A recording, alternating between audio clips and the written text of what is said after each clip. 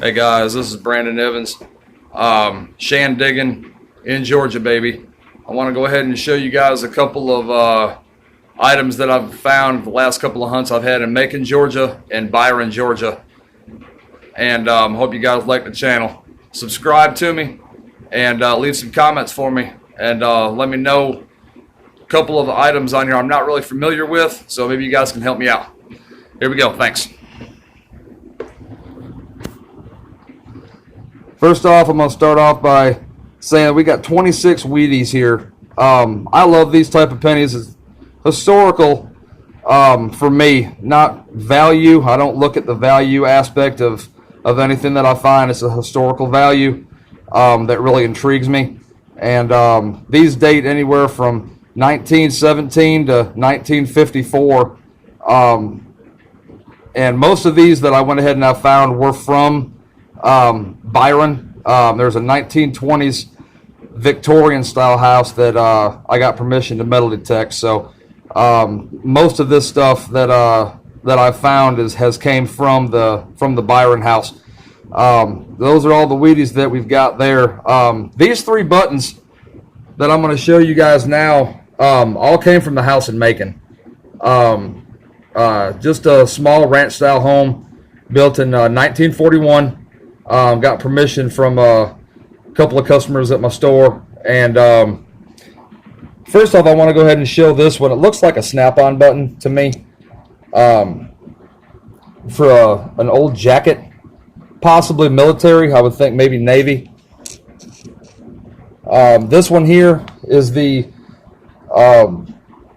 police button. I don't know if this is off of a police uniform or if it's off of a military uniform, but Waterbury Company is the maker of the button. It's in excellent condition. I went ahead and I found this right by the front door of the Macon house.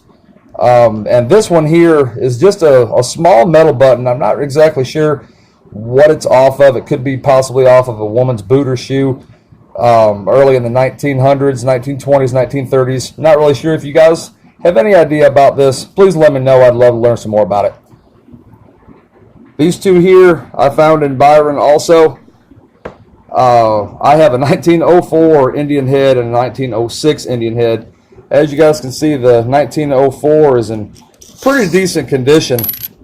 The back of it is, you can plainly see the 1 cent there with the shield. And the 1906, I want to say, is, you can also see the shield with the 1 cent on the back. It's really hard to go ahead and see the date on here. I'm going to try to get a close-up of the date if possible, but you can see the 1900.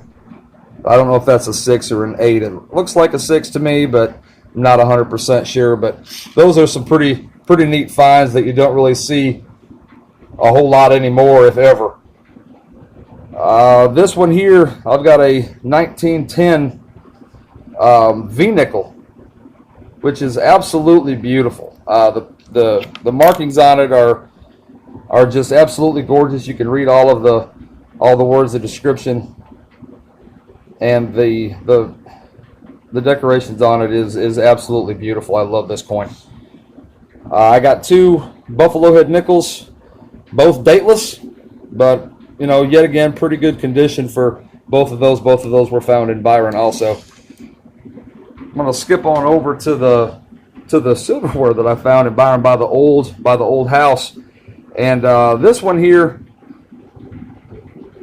pretty rough shape. I couldn't get a marking, trademark, or a brand maker or anything off the back of this one, but this one here has extremely great looking detail on it.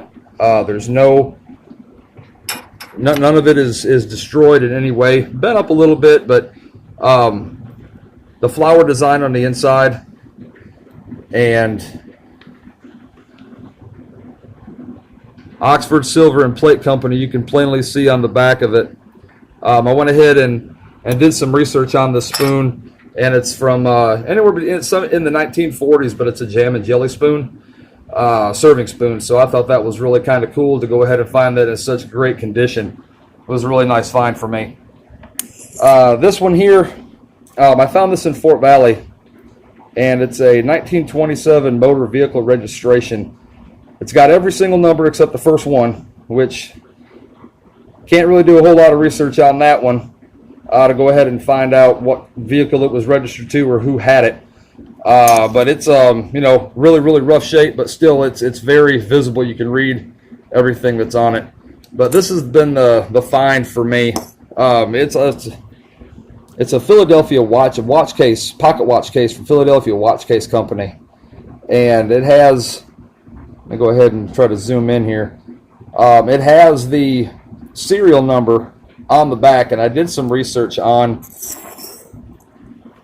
this pocket watch case here, and it looks to me that it possibly had an engraving on the back right here, but you can't make anything out with that. I don't want to do any cleanup on it, restorations or anything like that, to go ahead and mess up